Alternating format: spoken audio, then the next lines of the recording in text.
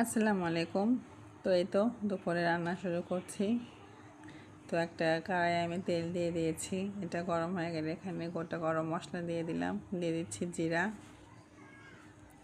আর এখানে দিচ্ছি আমি একটু পেঁয়াজের পাতা, আর দিয়েছি এখানে পেঁয়াজ। তো এটাকে একটু ভেজে নিচ্ছি। ভাজা হয়ে গিয়েছে, এখানে আমি আদা রসুন বাটা দিয়ে দিচ্ছি, দিয়ে এটাকে নেড়ে নিচ্ছি। তো এটা ভালোভাবে ভাজা হয়ে গিয়েছে। তো আমি এখানে হলুদ গুঁড়ো দিয়ে দিচ্ছি এখানে মরিচের গুঁড়ো, আর দিয়েছি এখানে লবণ। তো এটাকে ভালোভাবে আবারও আমি কিছুক্ষণ নেড়ে চেড়ে নিচ্ছি।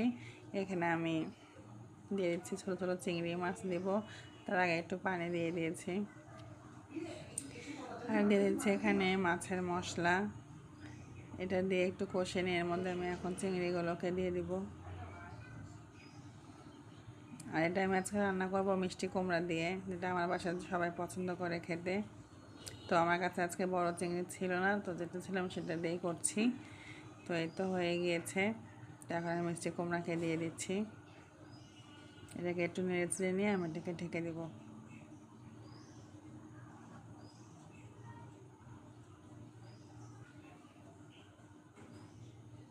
তো এটা হয়ে গিয়েছে আমার মিষ্টি কুমড়ো রান্না।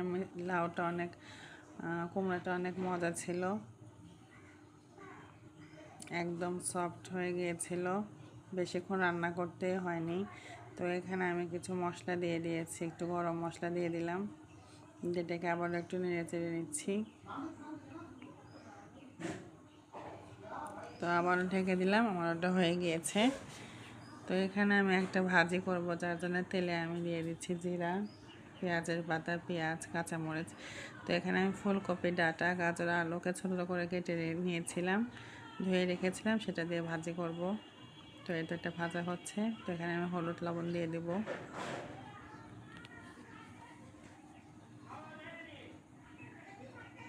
তো এটা দেওয়ার পরে ভালোভাবে আমি এটাকে নেড়ে চেড়ে নিচ্ছি। এখন সেই কাটা সবজিগুলোকে দিয়ে দেব। এটা একটু শক্ত শক্ত হয় সবজিগুলো, তো আমি এখানে পানি দিয়ে ঢেকে দেব